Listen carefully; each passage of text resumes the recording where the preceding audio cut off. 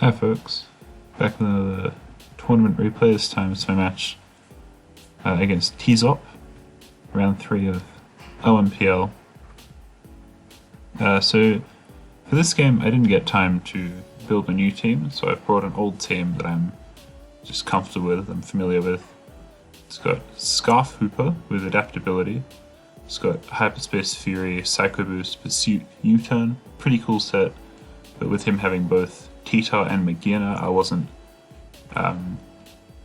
didn't think it was going to be able to get much done this game. This is Specs, Adaptability, Mega Gengar with Moongeist Beam, Sludge Wave, Volt Switch, and Spikes. Both of these are imposter proofed by Magic Bounce Zygarde. With this is a Wish passing set. It's got Wish, Baneful Bunker, Volt Switch, Thousand Waves. I like this set because it traps imposter while also having the slow Volt Switch to pass wishes with. Gets around the sort of big issue of wish passing, which is you have to choose between having a slow pivot move and like being able to trap imposter, because you really don't want imposter to be able to pass wishes, but at the same time it's so nice it's being able to like slow Volt Switch out with a wish up. So Zygarde, by being ground type, is able to get around that. This is Poison Hill Xerneas with, that's more of a support set, I guess, or a stall breaker, I guess. It's Moonblast, Magma Storm, Stealth Rock, Taunt. It's a really cool set that I like a lot. Harasses a lot of bulkier teams really nicely. The Kerrigan is also Poison Hill, and also a more supporting set. It's got Scold, Ice Beam, Spectral Thief, Defog. I switched. I put Ice Beam on this over Leech Seed last minute, and I'm very glad I did, considering the 2 Mega Rays. And this is just Prankster Registeel with it's a Spidef set to better take on like Specs Ray. It has Anchor Shot, Shore Up, Encore, Haze. This is a set I like on Pranksters a lot because it makes them a bit less passive against bulky teams. If they try to send something in to heal up on you, you can trap it with Anchor Shot and then Encore it into its recovery move to stall it out of all its recovery. It's a nice tech to have, I guess. Looking at the matchup, Double Ray is terrifying when I have only one Flying Resist, and when my 2 Pokemon that are faster than it both kind of get bricked by Tita. So I knew I was going to have to play carefully around these, although having both Xerneas and Kerrigan, which they struggle to switch into, is pretty nice. Tita was scary also. I don't really struggle to deal with it like defensively, but I was concerned about it being like a pursuit set, which could pursuit track either of these if they lock into something that if they lock into anything really, anything except U-turn and Volt Switch. That was kind of scary. Eager Slash, like I noticed that he had 3 potential imposter proofs for these Mega Rays, which made me assume they were kind of like, they were probably like scary wall breaking sets. I figure this is most likely imposter Chansey. I don't think Fur Coat Chansey makes a huge amount of sense on this team. I think the things that Fur Coat Chansey covers are already well covered by this defensive core. The Magina I was unsure about. People have been experimenting a lot with this Pokemon lately with like offensive sets and stuff, so I wasn't sure what this could be. I figured most likely Flash Fire or Prankster Eager Slash. And my thinking at the start was probably Magic Bounce Magina. But we'll see, we'll get into it. So I choose to lead with Zygarde. It's just pretty safe because it has Baneful Bunker. I can like scout out the Rays if he leads with those. It's a good lead against either of the Steels or Tita, and in this case if he leads with Chansey. So the really cool thing about 1000 Waves Volt Switch on Zygarde is you get to force out Imposter and also slow pivot on it as it switches out, which is really sick. So I have to pivot out on the Eager Slash and I go into Gengar to force it out. I figure I just sort of go into this, like I could have got a Toxic Orb up, but I kind of wanted to get some pressure going, and also especially to scout out the T-Tar, because I figure he's just going hard T-Tar here, and I Volt Switch, and he reveals Sandstream. And that's sort of good and bad for me. Sandstream means he's less likely to be pursued, which is good. It also means it's a lot more difficult for me to wear this down with Gengar, because like Specs Adaptability Gengar Moongeist Beam does like 35-ish to a normal T-Tar with Sandstream, so like I only need to like Volt Switch on it like once and then put rocks up, and suddenly it's in range of 2 Moongeist Beams, which is pretty sick. But with Sandstream it's a lot harder to do. I also don't have Shore Up on my team at all, and considering he has Sandstream T-Tar, I assume all of his Fatmons have Shore Up, so I can't really take advantage of that the same as he can. It also kind of is annoying for my Poison Heal Mons, means they don't get to heal up as much. So Sandstream was, I'm glad it was probably not Pursuit, but also makes things a lot more difficult for me in terms of actually breaking this team. Let's go into Xerneas, get up the Toxicorp, force this out. I just decided to put the rocks up, thinking he wouldn't.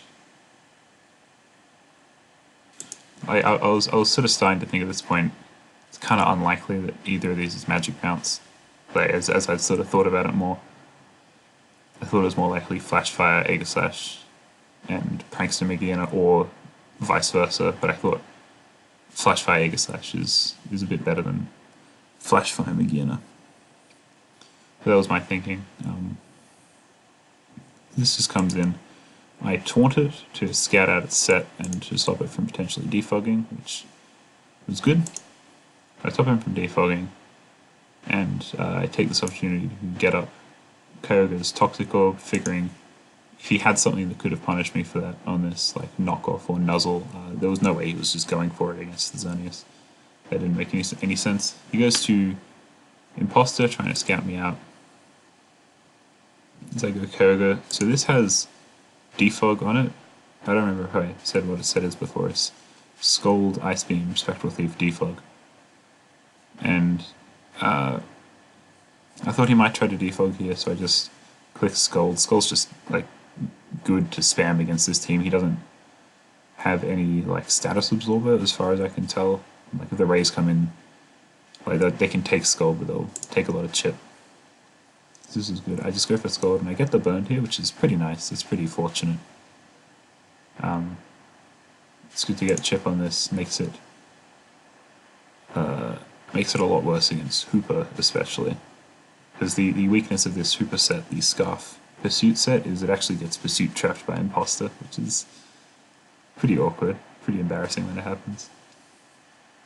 Now here, I go for Ice Beam to try and stop either of the rays from coming in. I was thinking he might try to go into one of those on Scold, so I Ice Beam to try and catch it, and also because it's just safe. Like if he stayed in or if he went to any of these Fatmons, like he couldn't really punish me for it. Megaena comes in. I go into this to scout it. In hindsight, that was really risky. Like I saw leftovers, so I assumed it wasn't the Z move variant. Like I assumed it wasn't Twinkle Tackle, and like leftovers also indicates it's probably not Pixelate. So I thought it was unlikely that would be able to really punish me for it for going to Zygo. I thought this would be a safe scout, but it was still maybe a bit risky. Oh, my music stopped. I forgot to loop it. I'm a fool. A real dingbat. Oh, sorry. It's a bit late here. I'm a bit sleepy. So he gets a Rayquaza in. He doubles into this as I go into Zygarde. Possibly predicting this, or predicting Registeel, maybe? I'm not sure what that was predicting. Maybe predicting Scold, actually. That would make sense. So I go into this. I Baneful Bunker just to scout. I was a bit worried about that play. Doing a possibility of him being like Shell Smash or Triage or something. Thankfully it wasn't. This indicates to me it's probably Specs Aerolate. I go into Registeel, damage confirms it is Specs Aerolate. Now here, the sort of obvious play on my end is Recover, but after thinking about it a bit, I thought that probably wasn't the best move. So this is locked into Boom Burst here. Now, my thinking was that he might try to stay in with this, Boom Burst again to like fish for a crit, or to stall me out of, or to try and start stalling out my recovers, or to just scout my set a bit. And so that made me want to go for Anchor Shot. And Anchor Shot was also pretty safe. Like if he tried to go to Imposter to scout me as I recovered, then I caught him out for that. I didn't think I'd get punished for it hard if I anchored into Aegislash or Magina or Tita. There was the possibility of him going into the other Rayquaza, but I felt like the risk of that was low. So I go for Anchor Shot again as he goes for. So I go for Anchor Shot as he goes for Boom Burst, and now he's trapped, and I'm able to recover. And this does about 48. I get leftovers. It means that because he's already used a couple, I'm able. Like I have more recovers than he has Boom Bursts here, so I'm able to stall him out of those and beat the Rayquaza 1v1. So this is pretty nice. I was really sort of relieved at this point when I, realized that I'd gotten rid of one of the Rayquazas, sort of for free. I see here, I'll skip through these, but a couple of times I go for Anchor Shot instead of recovering, like risking the crit to save a couple of recover PPs.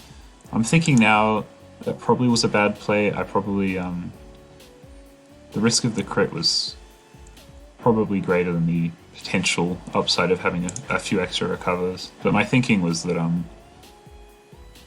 like I might need them for dealing with the other Rayquaza long term. I had no idea what the set was on the other one. I was kind of like I was a bit scared of it still. I was concerned about wasting all my recovery on my only flying resist. But it worked out, I didn't get crit. And the first Rayquaza goes down. That was very nice. It goes to the other Rayquaza now. And I think I deliberated on this turn a bit. I had no idea what his set was. Like, Rayquaza has so many sets that it can run. It's really, it's impossible to predict.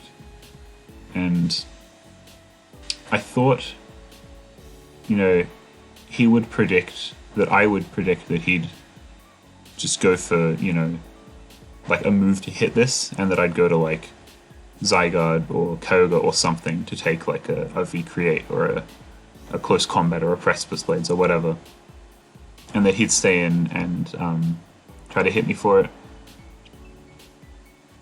it. And so my thinking was that he might go for like a Dragon move or a Flying move or something to try and catch the Zygarde coming in. And like this turn was difficult. So what happens is I stay in, I go for like Anchor Shot, I think, and I die to V-Create.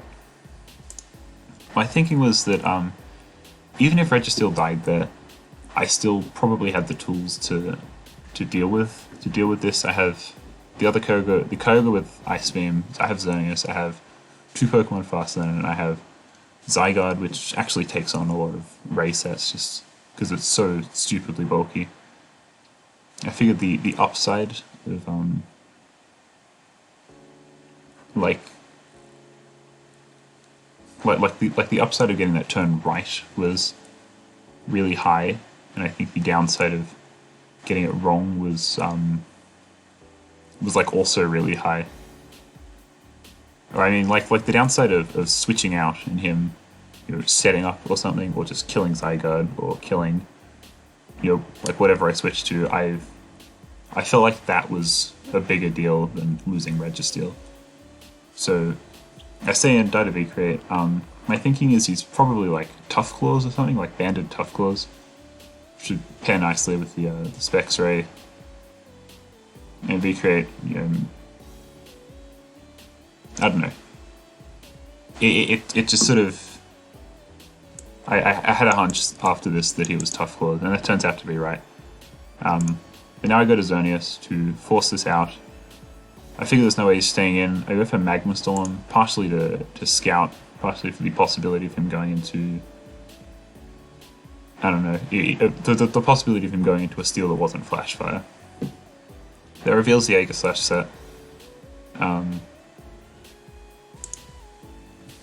I go for Rocks here, thinking it's just safe, but he predicts that really nicely, gets in his Ray, and I go to Zygarde. I figure it's just the safest. I don't think he's gonna risk going for a Dragon move on Xerneas. So I go into Zygarde. I take 48% from the Dragonless in, and that's very useful information for me. So if he was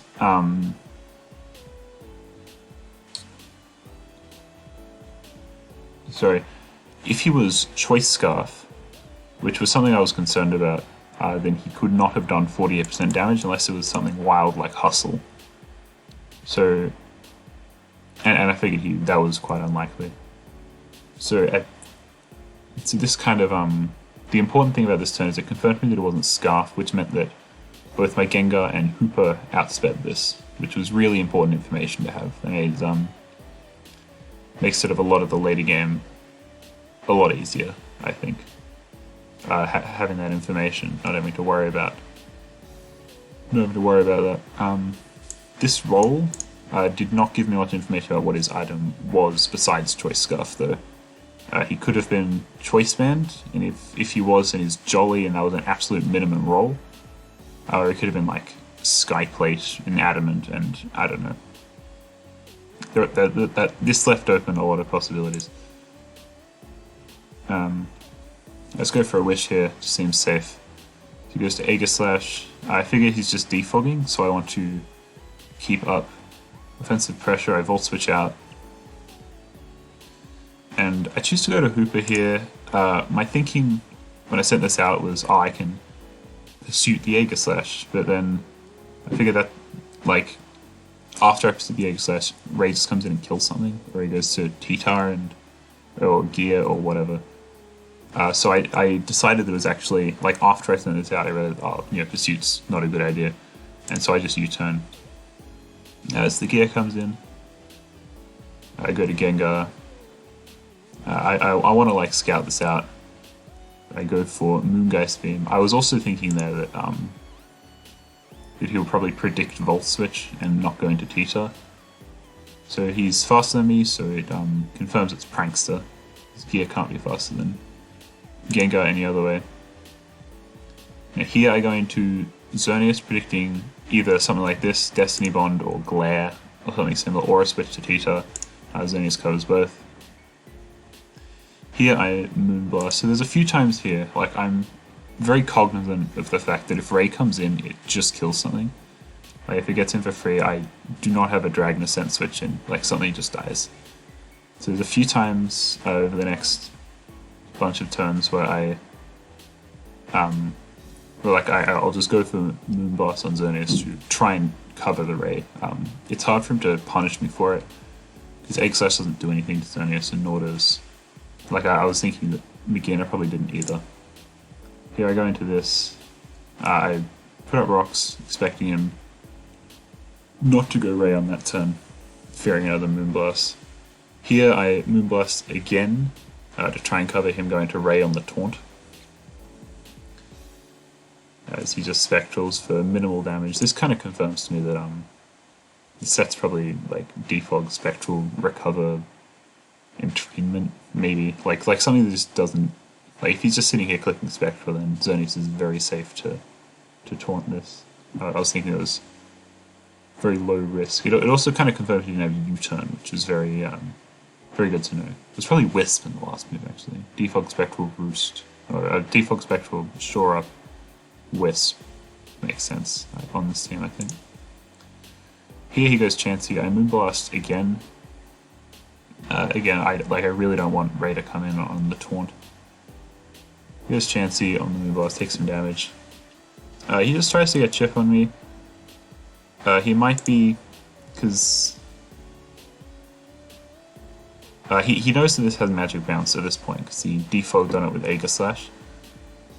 So he might be trying to predict me going into Zygarde on him going for rocks, and he's trying to Moonblast me, or he's just trying to get damage on this. Although I don't think he benefits from chipping Xerneas at all, because Ray one-hit KOs it, and none of the rest can really damage it at all. Here, I could have just stayed in and killed this with Xerneas, but I choose to go to Zygarde here, knowing it was quite likely he'd Moonblast, because my thinking was if I killed that with Xerneas, he got to go to Ray and kill something for free. He just clicked Dragon Ascent and someone died. And if I go to Zygarde here, I have Baneful Bunker, so I can punish him for doing that. If he just goes to Ray, I get to poison him before he kills something, which makes it a lot easier to deal with in the long run.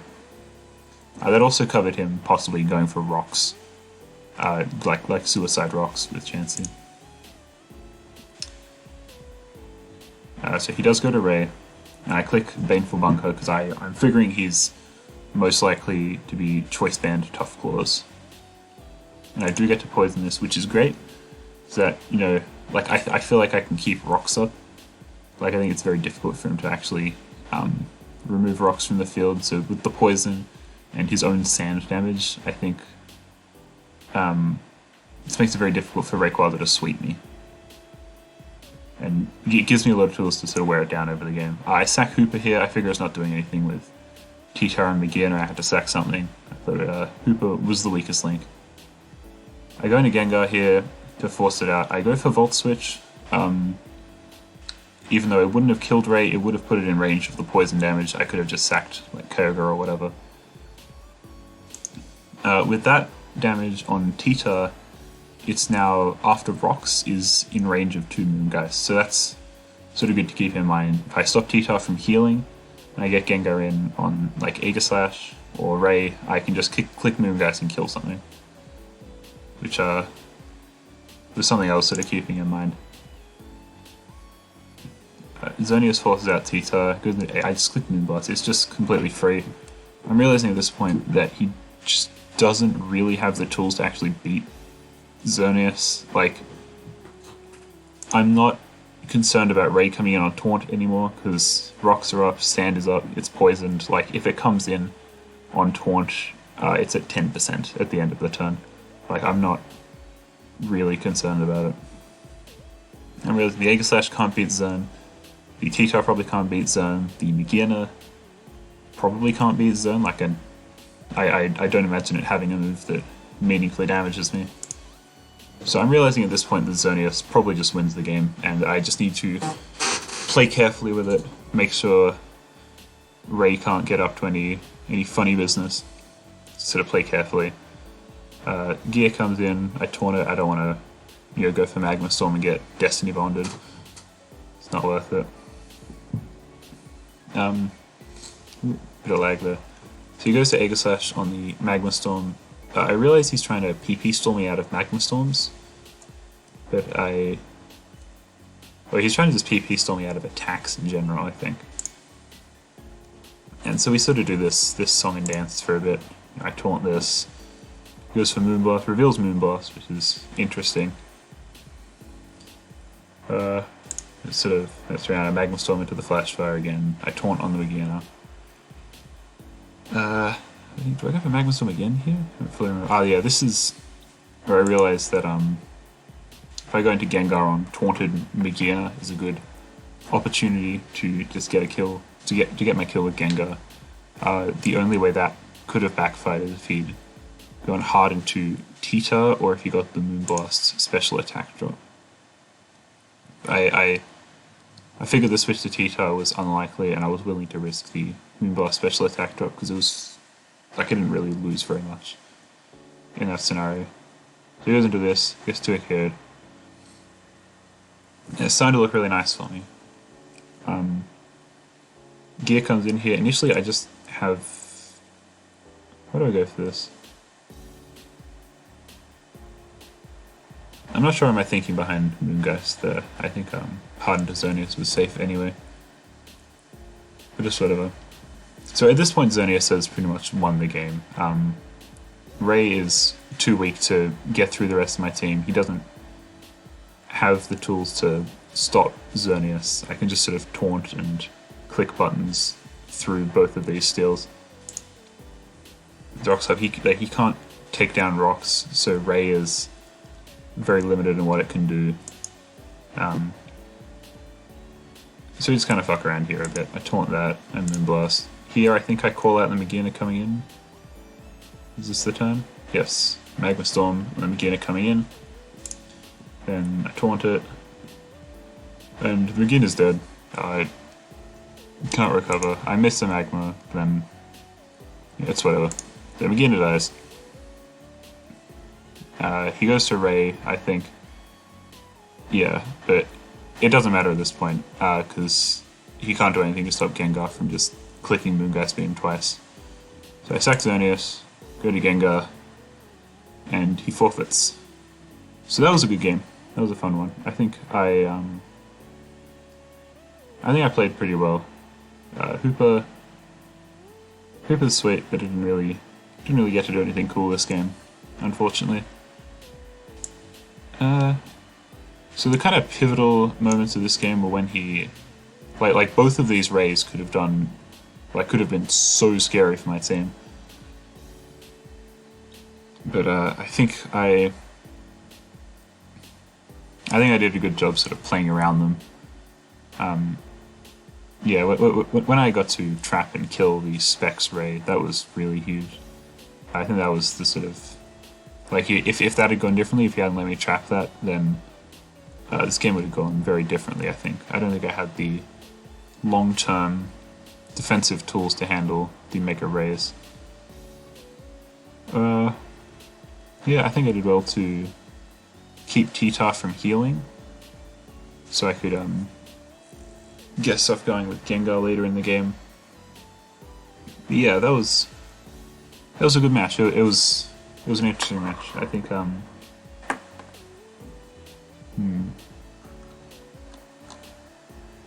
don't know. It was a fun one. Unfortunately, my team didn't win this week. We lost 2-4. But you know, it's not my fault, so that's what matters. Thanks for watching, everyone.